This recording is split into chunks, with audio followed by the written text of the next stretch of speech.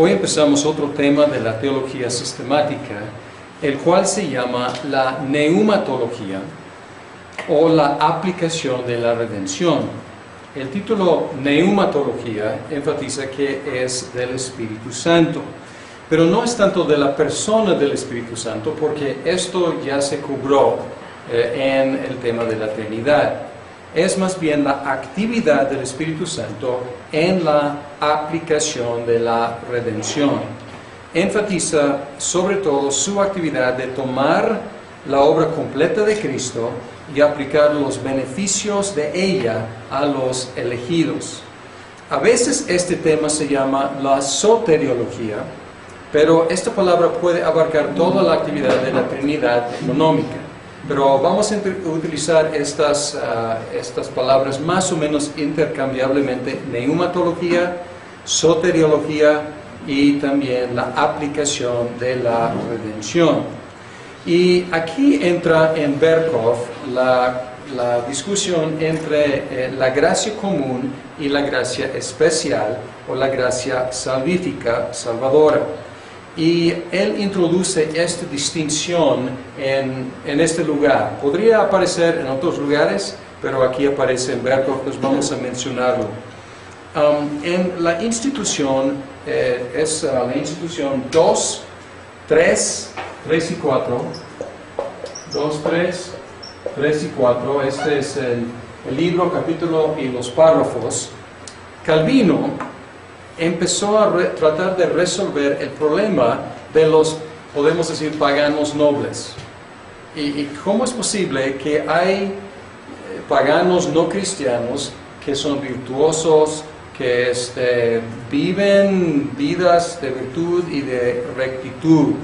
Y en lugar de atribuir esta nobleza a las capacidades innatas de los hombres, la atribuye a una gracia que Dios extiende hacia los no cristianos. Pues aquí nació la idea en la teología reformada de la gracia común, la gracia que es extendida a los seres humanos, no a todos al mismo nivel, sin embargo a los no cristianos. Entonces es una gracia no salvífica, es un favor que Dios extiende a todos en una medida u otra. La llama en 2.3, libro 2, capítulo 3, párrafo 4, unas gracias particulares. Entonces, él usa la palabra gracia particular para lo que estamos llamando gracia común. Y él utiliza la expresión gracia común, parece que solamente 4 veces, y 2 veces se refiere a la gracia salvífica. En otras palabras, estamos usando las palabras no exactamente en la misma forma en la cual Calvino las utilizaba. Él usaba las palabras en una forma un poco flexible, y luego la teología reformada se ha solidificado la expresión gracia común para referirse a la gracia extendida a los no cristianos, y Berkov habla de diferentes efectos positivos de la gracia común. Y el examen es en el otro cuarto, porque las respuestas estamos dando ahora. O sea, si quieres tomar el examen es allá. ¿Ok? Muy bien. La gracia particular se refiere en nuestro lenguaje a la gracia salvífica, salvadora.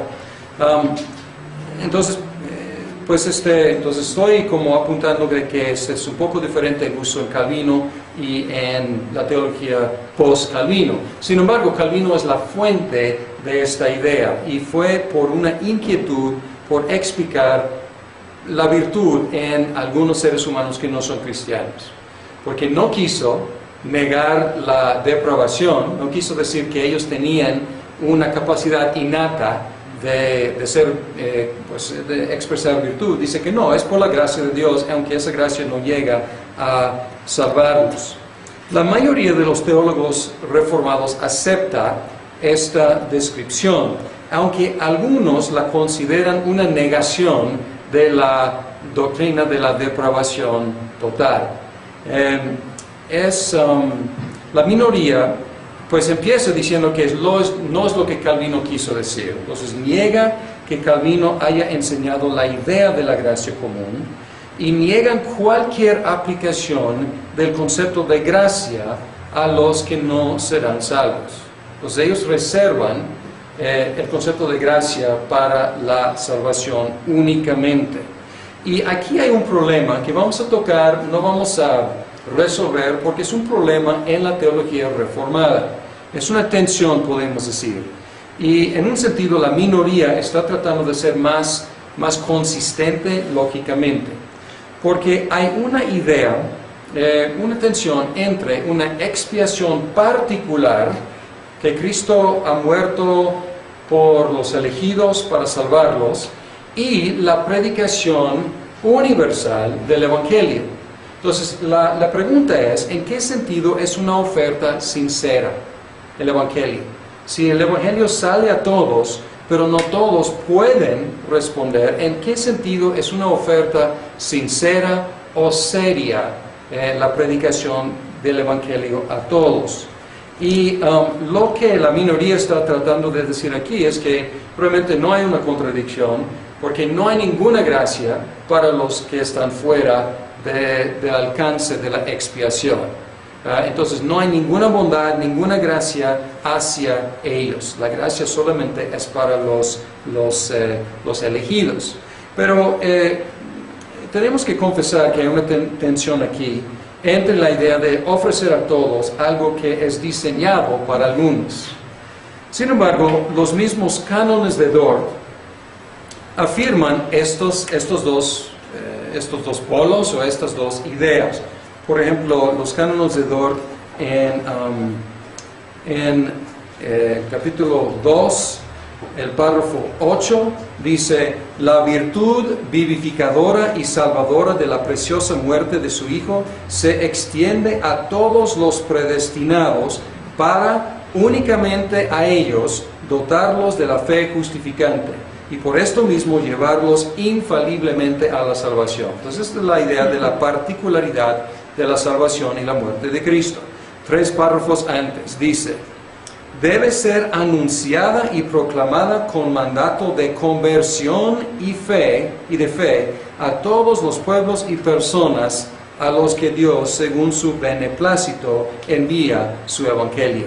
Entonces, los mismos cánones de Dort, pues ellos tocan los dos temas y aparentemente no encuentran ninguna contradicción. Y luego, esto fue en el capítulo 2, párrafos 8 y 5. Y ahora capítulo 3, en el párrafo 8, dice que promete también de veras, promete el Evangelio, promete también de veras a todos los que vayan a Él y crean la paz del alma y la vida eterna. Está diciendo que es una promesa de veras. Es una promesa seria, es una promesa bien intencionada, no hay ninguna decepción aquí.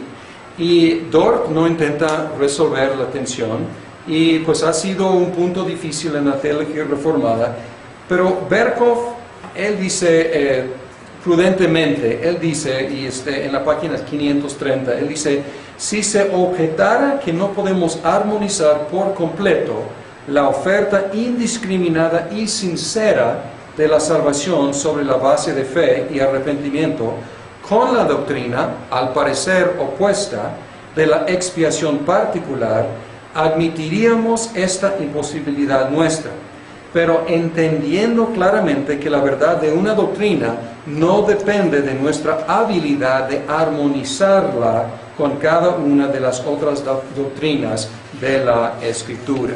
Entonces, él está contento con dejar aquí una tensión no explicada 100%, pero dice que la Biblia enseña X y enseña Y.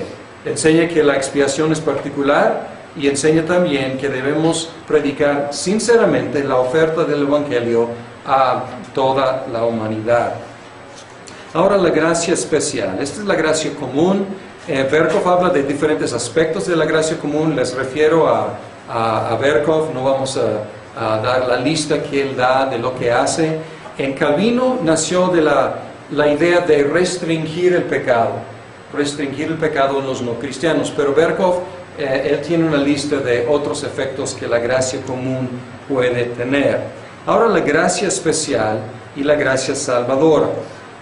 Es, en palabras de Berkhof, el inmerecido favor o amor de Dios, amor gratuito y soberano para el hombre en el estado de pecado y culpa, que se manifiesta en el perdón del pecado y en la liberación de la pena merecida. Comúnmente se dice, como Berkhof dice, y está bien dicho, comúnmente se dice que la gracia es el favor inmerecido de Dios. Esta es la página 508 de donde saqué la cita. Comúnmente se dice eso. La gracia es el favor inmerecido de Dios. Perfectamente bien en lo que afirma. Sin embargo, debemos con Berkhof añadir algo importante, porque él añade para el hombre en el estado de pecado y culpa. Recientemente, precisamente por no insistir en este tipo de definición, decir que la gracia no es para los perfectos, la gracia es el favor inmerecido de Dios para los pecadores. Y precisamente por no insistir en este tipo de definición, ha habido mucha confusión en la teología reformada, por lo menos en los Estados Unidos, porque algunos, siguiendo a John Murray, ¿se acuerdan de John Murray con su definición de del pacto de gracia? Él dice que el pacto es una administración soberana de la gracia de Dios. Y siguiendo a Murray, probablemente en direcciones en las cuales él mismo no habría escogido ir, pero optando por un solo pacto, no dos pactos, no pacto de obras y pacto de gracia, pero un solo pacto, algunos reformados han querido afirmar que este solo pacto de gracia también incluía a Adán antes de su caída en el primer pecado. Y ellos dicen que Adán no mereció todo el favor de Dios. Y en ese sentido, el favor de Dios era inmerecido hacia Adán. Y hasta ahí estamos bien. Sin embargo, es una cosa tener algo no merecido cuando no hayas merecido lo contrario. Y es otra cosa recibir favor inmerecido cuando ya has merecido lo contrario. Entonces podemos decir que ellos están quedando con la definición de favor inmerecido. Entonces cualquier favor de Dios es un favor inmerecido. Entonces para ellos todo es gracia. Pero tradicionalmente los reformados afirmamos que no. La gracia es favor contra merecido. Es gracia de Dios hacia los pecadores. ¿Y cuál es la importancia de esta cosa? Porque yo pasé tiempo hablando de diferentes definiciones de los pactos y algunos quedaron ahí con la pregunta, pues sí que, o sea, cuestión de definición, ¿qué importancia tiene? La importancia es esta. Si introducimos gracia en la condición de inocencia de Adán y Eva, esto tiene implicaciones para la obra de Jesucristo. Porque como hemos visto en la expiación, que la expiación es la satisfacción de la justicia de Dios. Y hemos afirmado que Cristo, por medio de su obediencia activa y pasiva, ha ganado, ha merecido, ha comprado, ha logrado la salvación nuestra. Nuestra salvación, nuestra redención, no le fue dada como un favor. Pero si introducimos gracia con Adán antes del pecado, esto pone a Cristo también bajo un régimen de gracia, no de obediencia. Entonces lo que quieren hacer aquí esta minoría de teólogos reformados, pero ahora haciendo mucho ruido, ellos quieren decir Adán bajo gracia. Esta cuestión de mérito, esta cuestión de merecer por su obediencia no queda. Pero cambiando la cosa aquí con Adán, también tenemos que cambiar la cosa aquí con Cristo. Y ahí es donde tenemos un problema en la soteriología. Entonces no es simplemente una cuestión de definiciones, es una cuestión de qué logró Cristo. Y Él logró precisamente lo que Adán no logró. Y si no debemos hablar estrictamente de mérito en un sentido en la cuestión de Adán, porque él mereció ser creado, pues no. O sea, él mereció la esposa que Dios le dio, no. Pero entonces si no debemos hablar de mérito, debemos insistir en la cuestión de obediencia. Y que él iba a merecer ganar la vida eterna por medio de su obediencia. ¿Es estrictamente un mérito? En un sentido, quizás no, porque es un regalo de Dios para él, todo el arreglo. Sin embargo, en ese arreglo de Dios que estamos hablando, llamando el pacto de obras, era una cuestión de obediencia y merecer. Entonces, ¿es mérito absolutamente? Como Adán podía decir, Dios, yo merezco ser creado, yo merezco todo esto. No.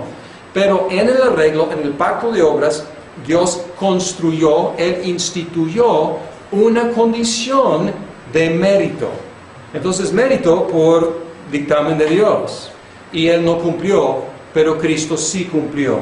En palabras de la Confesión de Fe de Westminster, en el párrafo o el capítulo 8, el párrafo 5, dice aquí, el Señor Jesucristo, por su perfecta obediencia y por el sacrificio de sí mismo, que ofreció una sola vez por el Espíritu Eterno de Dios, ha satisfecho plenamente a la justicia de su Padre y compró para aquellos que éste le había dado no solo la reconciliación, sino también una herencia eterna en el reino de los cielos.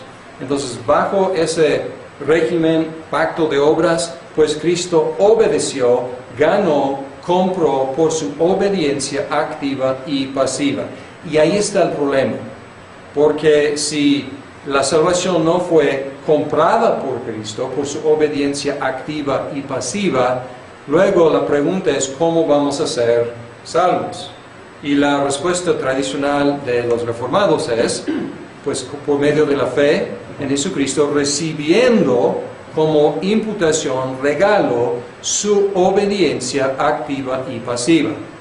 Pero si ya no es una compra por medio de su obediencia activa y pasiva, luego pone en juego la manera de salvación por medio de la fe únicamente.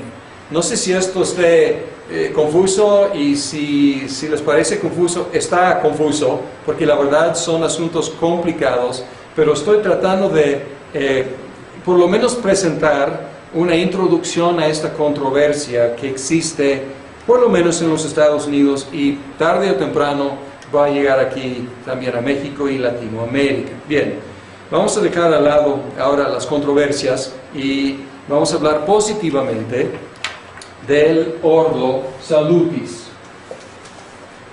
Es una expresión que se utiliza, ordo salutis, pues orden de la salvación. ¿Y de dónde viene esta idea del orden de la salvación? Como el bosquejo básico del ordo salutis está en Romanos 8. Y aquí dice, porque a los que Dios conoció de antemano, también los predestinó a ser transformados según la imagen de su Hijo, para que Él sea el primogénito entre muchos hermanos. A los que predestinó, también los llamó. A los que llamó, también los justificó. A los que justificó, también los glorificó. Entonces tenemos 4 elementos. ¿Cuáles son? ¿Qué dice? Predestinar. Ok, tenemos predestinar. Pues básicamente tenemos 5. Si incluimos esto, predestinación, o podemos decir elección. Ajá, luego, llamamiento. Ajá, ¿qué más? Justificación. y glorificación. Ok, y hay un cierto orden aquí, y podemos decir que hay un cierto orden cronológico y también lógico, porque entre predestinación y glorificación, por lo menos desde esta nuestra perspectiva, hay mucho pasar del tiempo. Entonces es cronológico. También podemos decir entre predestinación y el llamamiento en el tiempo, pues hay un lapso de tiempo, podemos decir. Sin embargo, entre llamamiento y justificación no hay un lapso de tiempo. Es instantáneo, es contemporáneo. Sin embargo, llamamiento es primero porque lógicamente precede la justificación, que es resultado de ser llamados eficazmente por Dios. Y estos 5 elementos aparecen aquí, y lo que hemos hecho a través del tiempo es que hemos ido colocando otros elementos, porque en la Biblia hay otros beneficios que se mencionan y no están mencionados aquí. Y lo que los teólogos han hecho, y hay un libro precisamente, excelente libro precisamente por John Murray, que se llama La redención consumada y aplicada, que está en nuestra biblioteca. Él describe todos estos elementos. Y lo que quiero hacer antes de ver los diferentes elementos es decir que aquí, y en la teología en general, aquí se utilizan las palabras en un sentido muy estricto. A veces las palabras en la Biblia se utilizan de formas diferentes. Entonces tenemos que tener mucho cuidado, porque podemos memorizar el Ordo Salutis, que no es mala idea para los candidatos, y podemos tener una definición de cada uno de ellos. Pero luego debemos tener cuidado de no imputar nuestra definición estricta a cada vez que aparece en la Biblia esa palabra. Entonces estoy diciendo que las definiciones que vamos a estar viendo a través de esta conferencia y las siguientes son estrictas, pero hay más amplitud en la Biblia a veces. Nuestras definiciones son bíblicas, pero a veces hay más amplitud en la Biblia que las definiciones que vamos a estar utilizando. Bien, y las diferentes soteriologías tienen sus diferentes órdenes de salvación. Por ejemplo, los arminianos cambian el orden de 2 aspectos, la regeneración y la fe. Vamos a ver esos 2 aspectos. Están al revés en el arminianismo y en el calvinismo.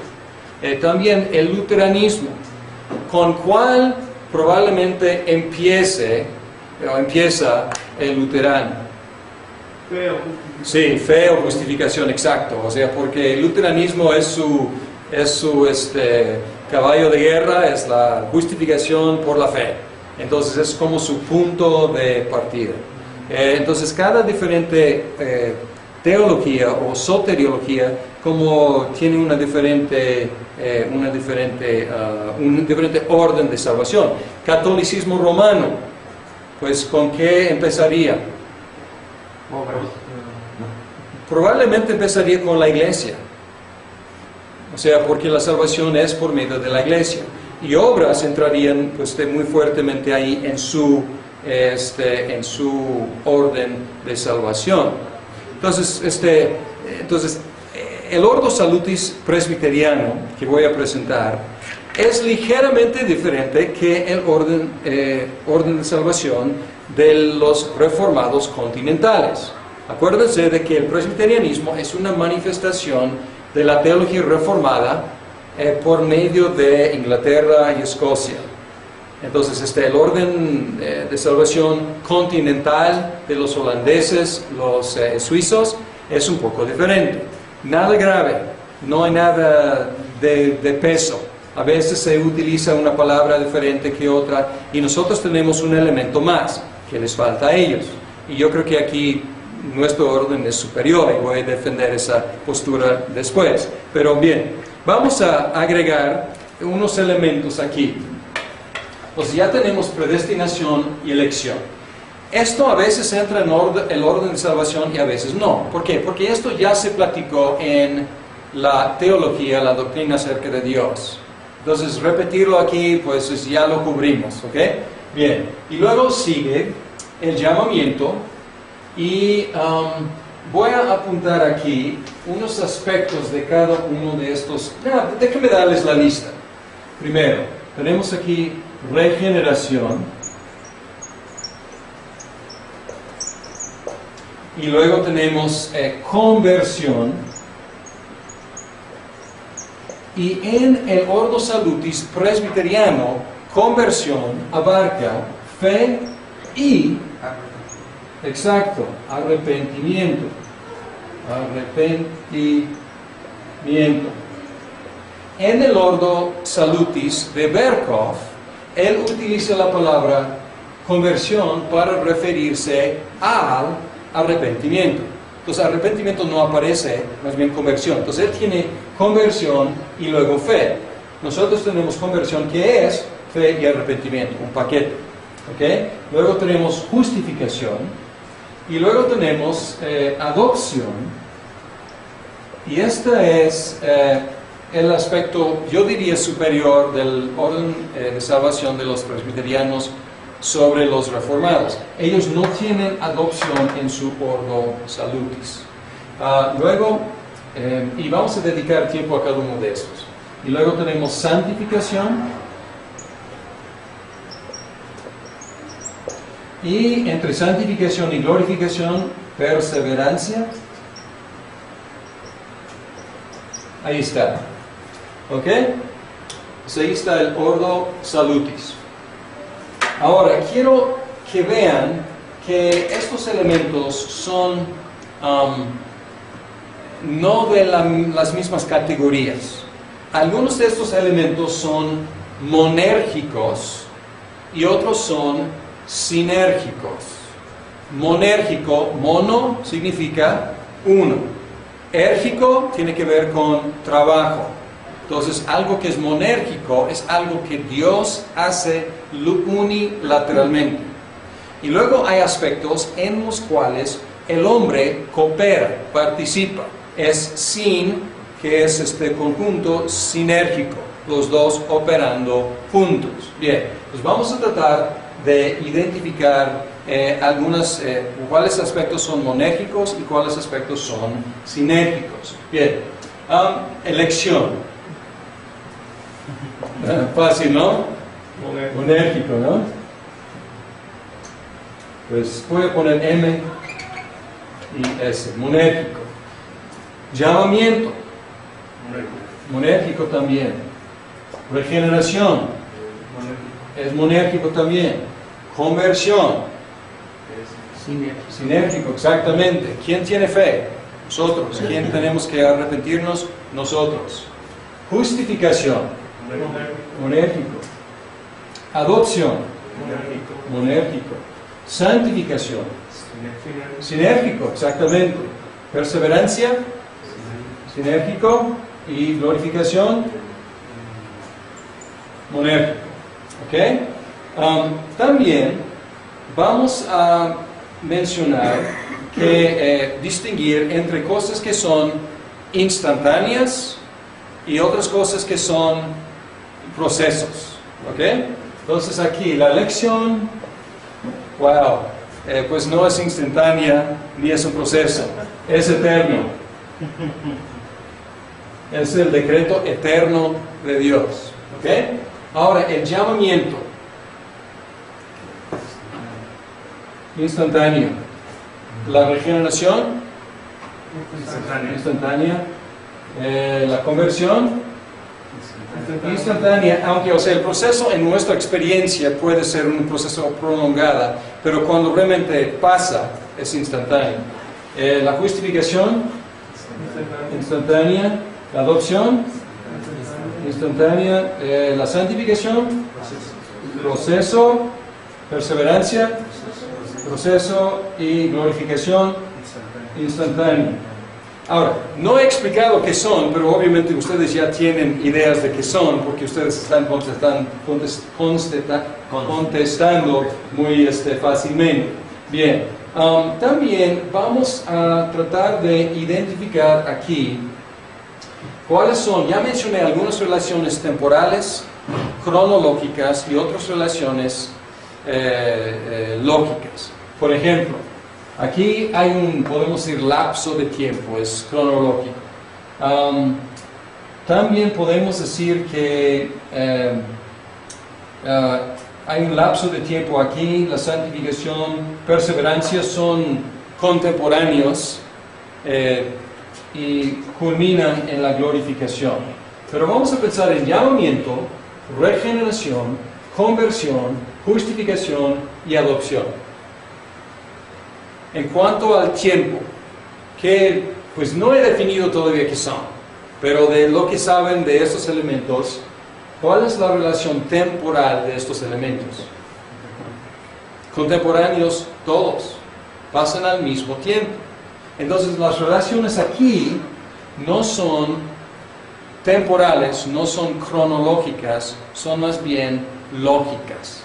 ¿Cuál lógicamente precede el otro? Por ejemplo, obvio, si somos justificados por la fe tiene una prioridad lógica, no cronológica, porque al tener fe somos justificados, pero un elemento es la causa, podemos decir, del otro elemento. Entonces podemos observar, y aquí podemos observar también, ¿cómo podemos tener fe? Pues podemos tener fe porque fuimos regenerados. Entonces la regeneración en un sentido lógico precede la fe, pero cronológicamente es al mismo tiempo. Ahora, ¿qué vamos a hacer durante el resto del tiempo de la neumatología? Que vamos a probablemente tomar 3 semanas en la neumatología. Vamos a estar dando definición, ampliando cada uno de estos elementos. Sin embargo, hay otro, ni quiero decir elemento, porque no es un elemento, no está en el Ordo Salutis. Es un concepto unificador del Ordo Salutis. Y es la cuestión de la unión con Cristo. La unión con Cristo que Berkov llama la unión mística. Y esta unión con Cristo es ¿cómo decirlo? Es el lugar en el cual recibimos todos los beneficios. O sea, todos estos beneficios son función de estar en unión con Cristo. Entonces no es un elemento del Ordo Salutis, es lo que hace posible todos los elementos del Ordo Salutis. Entonces, si pudiéramos poner un diagrama, mejor, esto es una lista, probablemente sería mejor hacer un diagrama con unión con Cristo en medio y todos estos otros beneficios alrededor de, porque en unión con Cristo tenemos todo. Voy a leer en una forma un poco rara de Efesios 1, 3 al 14. Y voy a enfatizar unas palabras, y no es para demostrar cómo leer en público la Biblia, pero quiero enfatizar y quiero que escuchen todas las cosas que enfatizo. Dice: alabado sea Dios, Padre de nuestro Señor Jesucristo, que nos ha bendecido en las regiones celestiales con toda bendición espiritual en Cristo. Dios nos escogió en Él. Ahí estamos. Hasta la predestinación, ¿dónde es? ¿Dónde se encuentra? En unión con Cristo, en Él, antes de la creación del mundo, para que seamos santos y sin mancha delante de Él. En amor nos predestinó para ser adoptados como hijos suyos por medio de Jesucristo, según el buen propósito de su voluntad, para alabanza de su gloriosa gracia que nos concedió en su amado. En Él tenemos la redención mediante su sangre, el perdón de nuestros pecados, conforme a las riquezas de la gracia que Dios nos dio en abundancia, con toda sabiduría y entendimiento. Él nos hizo conocer el misterio de su voluntad, conforme al buen propósito que de antemano estableció en Cristo, para llevarlo a cabo cuando se cumpliera el tiempo. Reunir en Él todas las cosas, tanto las del cielo como las de la tierra.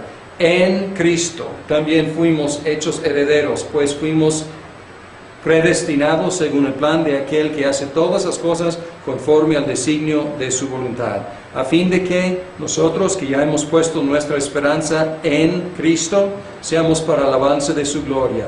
En Él también ustedes, cuando oyeron el mensaje de la verdad, el evangelio que les trajo la salvación, y lo creyeron, fueron marcados con el sello que es el Espíritu Santo. Este garantiza nuestra herencia hasta que llegue a la redención final del pueblo adquirido por Dios para alabanza de su gloria. Pues aquí, si estudiáramos con detalle, encontramos aquí elección en Cristo, perdón de los pecados en Cristo, adopción en Cristo, encontramos la consumación de todas las cosas, la glorificación en Cristo. Entonces este es un concepto unificador de todos los otros conceptos. Bien, vamos a hablar de del llamamiento y la regeneración primero, y luego tomar un descanso y luego seguir con fe y arrepentimiento, la conversión. El llamamiento. Y aquí distinguimos entre el llamamiento externo y el llamamiento interno, o el llamamiento eficaz. El llamamiento externo es simplemente la predicación del Evangelio, no es otra cosa, la cual se extiende a todos los que lo escuchan. Incluye información, invitación, persuasión y promesa. Entonces, este es lo que significa, lo que incluye la predicación del Evangelio. Información acerca de Cristo, invitación a creer en Cristo, persuasión para convencer que crean en Cristo, y promesa para los que crean en Cristo. El llamamiento interno o el llamamiento eficaz es la persuasión que efectúa el Espíritu Santo en algunas personas que escuchan el Evangelio.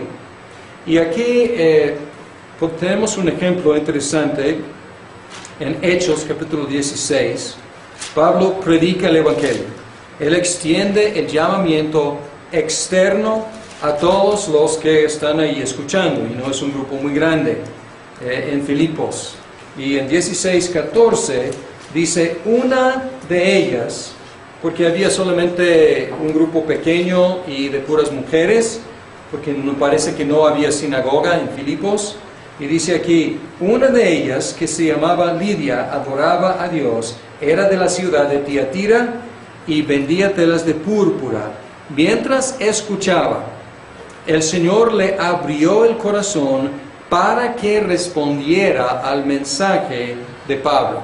El mensaje de Pablo, lo que ella escuchaba, el llamamiento externo. Y luego el llamamiento interno es la obra del Espíritu del Señor. Aquí dice, el Señor le abrió el corazón para que respondiera al mensaje. Y aquí es la única forma en la cual la gente puede responder positivamente al mensaje. No por nuestra excelente presentación de la información, aunque debemos procurar presentarla en la mejor forma posible, no por nuestra invitación tan convincente, ni nuestra persuasión tan lógicamente coherente, ni por la grandeza de la promesa. Nada de lo que decimos, a fin de cuentas, puede convencer internamente a la persona. Sin embargo, el Espíritu toma lo que decimos de la palabra de Dios y lo utiliza.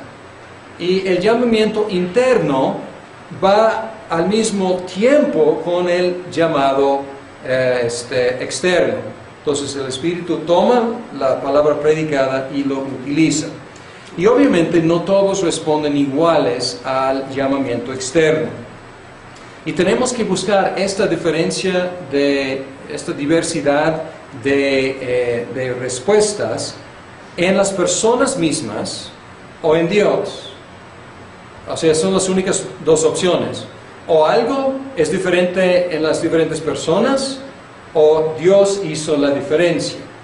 Y entre los que buscan la diferencia en las personas, que son los arminianos y otros, hasta la fecha no han dado una explicación suficiente para describir las distintas respuestas al llamamiento externo. En otras palabras, y lo hemos visto anteriormente con el arminianismo, el arminiano no puede explicar por qué uno responde y el otro no. Dice por su propia voluntad, pero esto no es explicación. O sea, pero ¿por qué él y no otro? ¿Por qué de su voluntad y no de su voluntad? No hay explicación ahí. El llamamiento eficaz, el llamamiento interno, es la única explicación suficiente para explicar las distintas respuestas al llamamiento externo. El llamamiento eficaz es algo del cual la persona está consciente de estar convencido, estar consciente, no, o sea, directamente de la operación del Espíritu. No es que sienta necesariamente, y probablemente en la mayoría de los casos no es que sienta físicamente la presencia del Espíritu, aunque algunos tienen experiencias muy extraordinarias, pero me refiero a esta persuasión interna. Alguien que antes no creía, ya está consciente de que algo pasó dentro de él o de ella y ya está convencido. El llamamiento eficaz nos debe dar confianza en nuestra predicación del Evangelio. Y también nos debe ayudar a evitar manipulaciones en nuestro evangelismo. Y los evangélicos tradicionalmente hemos sido culpables de manipulaciones y de presiones indebidas, porque nosotros hemos considerado que nos tocaba a nosotros convencer, persuadir, cuando realmente es una imposibilidad.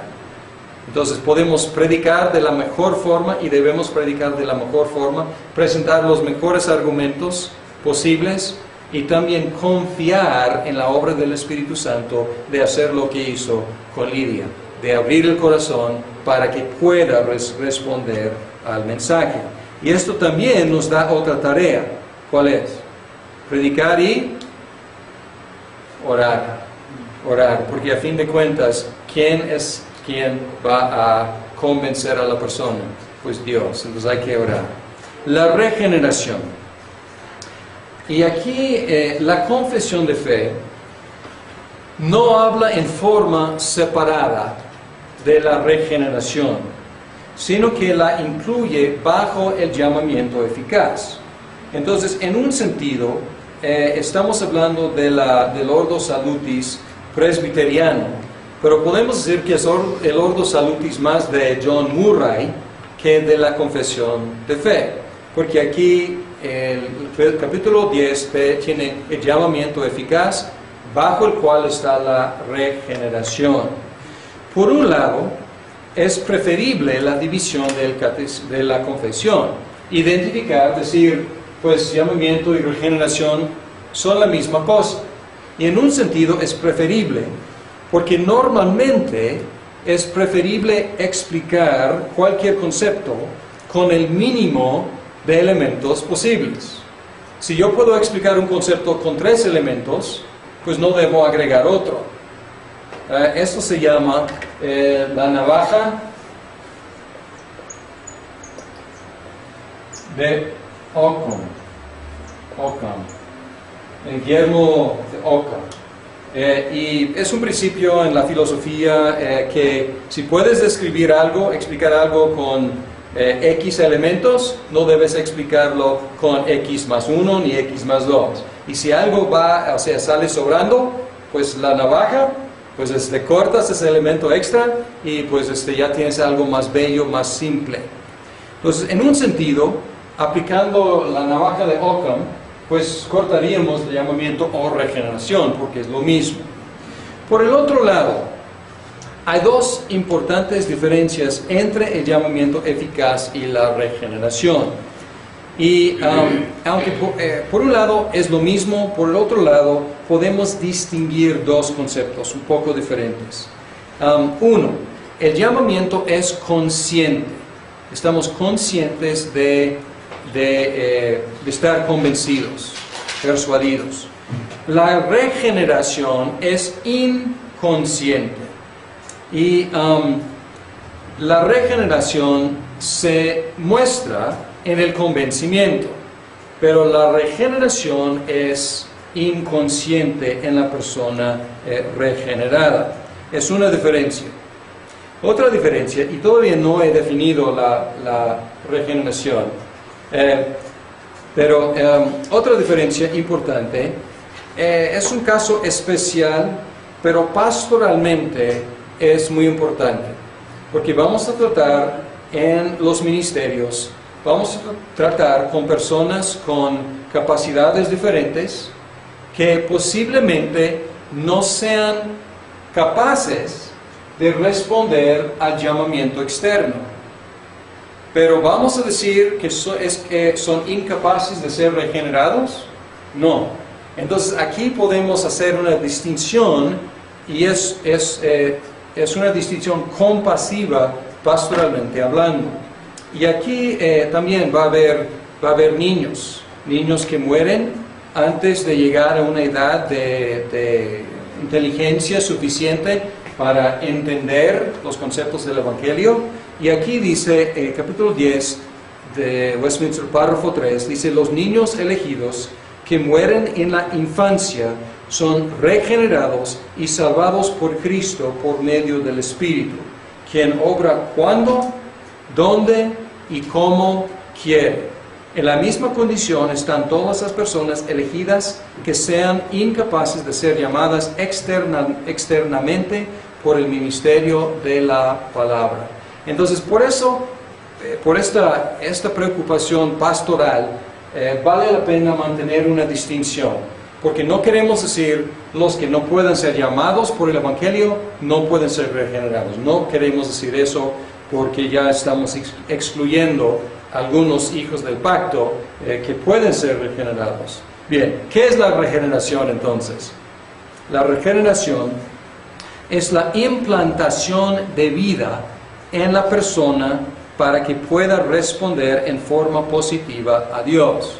Podemos pensar en Lidia y podemos describir lo que pasó en ella como llamamiento eficaz o como regeneración. Básicamente es lo mismo, pero es como otra manera de ver la cosa. Entonces, implantación de vida.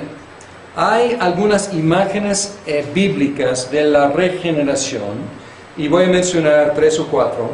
Una imagen está en Ezequiel 36, 26, y ahí dice: Dios va a quitar el corazón de piedra e implantar un corazón de carne. Entonces, implantar vida en la persona. Una persona que no pudo responder, ya puede, ya tiene vida dentro de él. También en 2 de Corintios 5, 17, hay una imagen de nueva creación. Si alguno está en Cristo, hay una nueva creación, literalmente, es lo que dice. Es toda una nueva creación. También Efesios 2, 6, usa otra imagen que es de resurrección. Efesios 2:6 dice: y en unión con Cristo Jesús, ahí está la unión, Dios nos resucitó y nos hizo sentar con Él en las regiones celestiales. Entonces, implantación de corazón, de carne, toda una nueva creación, resurrección a vida, y probablemente la imagen más común es el nuevo nacimiento, que está en el pasaje famoso en Juan capítulo 3, en la entrevista con Nicodemo. Y ahí Jesús recalca: a menos que alguien nazca de nuevo, no puede entrar, no puede ver el reino de Dios. Y estas imágenes, todas estas imágenes enfatizan que la regeneración es monérgica. Es monérgica. Piénsenlo. Si alguien recibe un trasplante de corazón, ¿quién hace el trabajo? ¿El paciente? No. El doctor, el médico. Si hay toda una nueva creación, ¿quién puede hacer una nueva creación? Dios. Una resurrección. ¿Quién hace el trabajo? ¿El muerto? No. Dios hace el trabajo. Y en el nuevo nacimiento, ¿quién hace el trabajo de parto? La mamá, no el bebé. El bebé no hace nada, el bebé sale, es jalado, es empujado, monérgico por parte de la mamá. Ahora, Juan 3, 1 al 8, hace claro que el nacer de nuevo es absolutamente necesario. Versículo 3, versículo 5, versículo 7, absolutamente necesario. Y también enfatiza que es 100% la obra del Espíritu Santo. El versículo 8 dice: el viento sopla por donde quiere, y lo oyes silbar, aunque ignoras de dónde viene y a dónde va. Lo mismo pasa con todo el que nace del Espíritu. La imagen es que, detectamos el viento. ¿Por qué? Por los efectos que produce. Pero el viento es soberano. El viento sopla donde quiere. Y no sabes de dónde vino, no sabes a dónde va. Y dice, así pasa con todo el que nace del Espíritu. Igualmente, en Juan 1:13, habla de nacer. Y dice, estos no nacen de la sangre, ni por deseos naturales, ni por voluntad humana, sino que nacen de Dios. El orden causal, el orden lógico y causal es exactamente opuesto al orden que muchos evangélicos suponen. Y aquí tenemos la gran diferencia con los arminianos, y la mayoría de los evangélicos son arminianos. Muchos dicen y predican, los evangelistas predican, hay que creer en Jesucristo para nacer de nuevo. Pero no es lo que la Biblia enseña. La Biblia enseña, hay que nacer de nuevo para poder creer en Cristo. Entonces, aquí los arminianos inviertan estos elementos. Ellos tienen conversión para que la gente sea regenerada, pero el orden bíblico es, lógicamente, hablando de la causa y el resultado y el efecto, hay que nacer de nuevo para poder creer. Aunque la regeneración es invisible, sus efectos son visibles. Y ahora, terminando esta parte de la neumatología, voy a cambiar de Juan a Primera de Juan. Y el propósito de Primera de Juan es ver los efectos del nuevo nacimiento. Y así alguien puede decir, yo he nacido de nuevo, porque yo veo estos efectos en mí. Y el primer efecto que menciona está no es primero en lo que escribió, pero primero podemos decir, orden lógico. Capítulo 5, versículo 1, dice, todo el que cree que Jesús es el Cristo, ha nacido de Dios. Todo el que cree que Jesús es el Cristo, ha nacido de Dios. Observe, no dice, todo el que cree en Jesucristo, cree para nacer de nuevo. Dice, no, el que cree, ha nacido de nuevo. El haber nacido, el haber sido regenerados, es la causa. El resultado es la fe en Jesucristo, el cual es el tema de la próxima sesión.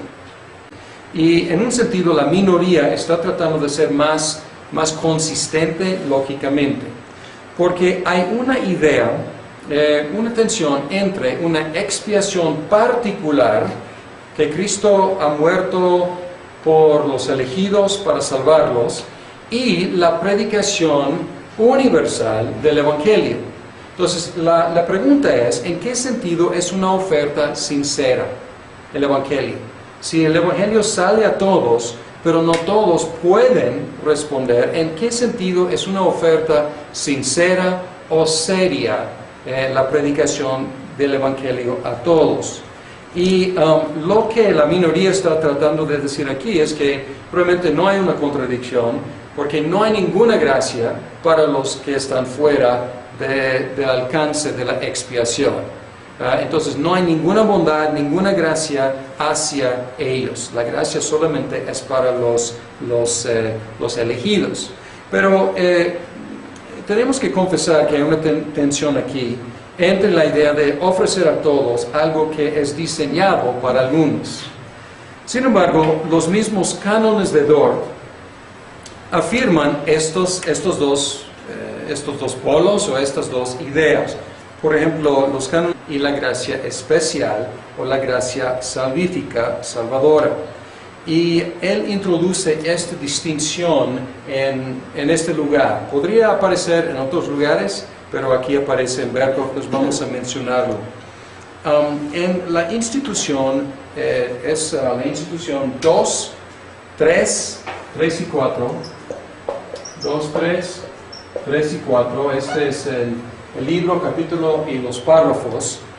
Calvino empezó a tratar de resolver el problema de los, podemos decir, paganos nobles. ¿Y cómo es posible que hay paganos no cristianos que son virtuosos, que viven vidas de virtud y de rectitud?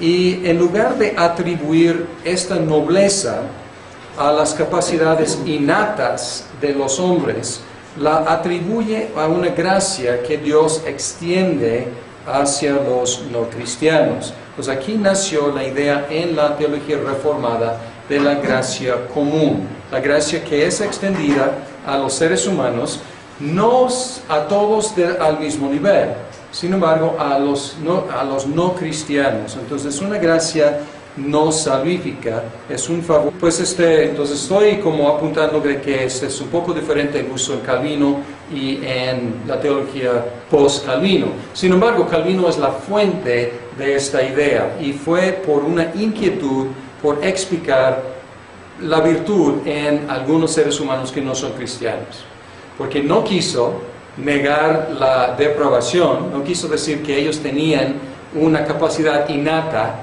de expresar virtud. Dice que no, es por la gracia de Dios, aunque esa gracia no llega a salvarlos. La mayoría de los teólogos reformados acepta esta descripción, aunque algunos la consideran una negación de la doctrina de la depravación total. La minoría pues empieza diciendo que no es lo que Calvino quiso decir. Entonces niega que Calvino haya enseñado la idea de la gracia común y niegan cualquier aplicación del concepto de gracia a los que no serán salvos. Entonces ellos reservan el concepto de gracia para la salvación únicamente. Y aquí hay un problema que vamos a tocar, no vamos a resolver, porque es un problema en la teología reformada. Es una tensión, podemos decir, porque Dios extiende a todos en una medida u otra. La llama en libro 2, capítulo 3, párrafo 4, unas gracias particulares. Entonces, él usa la palabra gracia particular para lo que estamos llamando gracia común. Y él utiliza la expresión gracia común, parece que solamente 4 veces y 2 veces se refiere a la gracia salvífica. En otras palabras, estamos usando las palabras no exactamente en la misma forma en la cual Calvino las utilizaba. Él pues usaba las palabras en una forma un poco flexible, y luego la teología reformada se ha solidificado la expresión gracia común para referirse a la gracia extendida a los no cristianos, y Berkhof habla de diferentes efectos positivos de la gracia común. Y el examen es en el otro cuarto, porque las respuestas estamos dando ahora. O sea, si quieres tomar el examen es allá. ¿Ok? Muy bien. La gracia particular se refiere en nuestro lenguaje a la gracia salvífica, salvadora. Entonces,